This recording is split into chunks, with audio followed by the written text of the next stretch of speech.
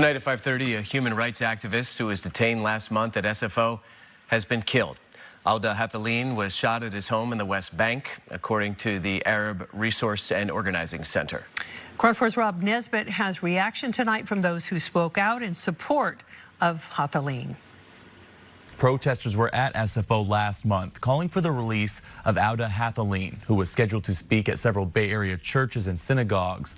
They say the things he spoke out against are the very things that led to his death. Growing up and living in the West Bank, Awdah Hathaleen has always lived under Israeli occupation, and it's something he traveled the world talking about. He planned a trip to San Francisco in June to speak out about the treatment of Palestinians, but was detained at SFO, according to Executive Director of CAIR San Francisco, Zara Ballou. Very well known and loved activist from the West Bank. Many people in the San Francisco Bay Area had met him personally on prior visits to Palestine. This is video of protesters showing up at SFO to call for Hathaleen's release so he could attend his speaking engagements at churches, synagogues, and raise money for their programs.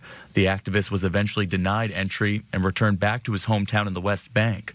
Organizing director of the Arab Resource and Organizing Center, Mohammed Chek, received news Monday that Hathaleen was shot and killed. Was coming here to speak about Israeli settler violence and occupation.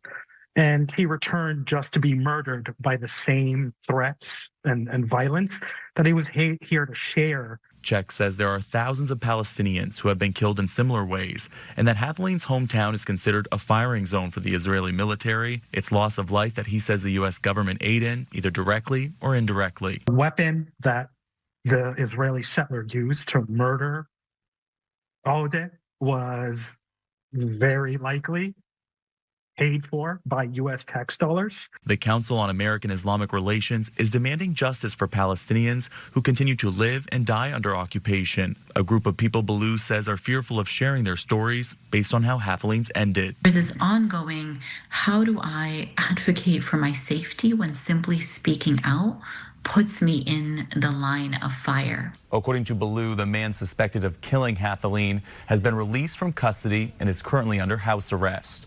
Reporting in the newsroom, I'm Rob Nesbitt, KRON 4 News.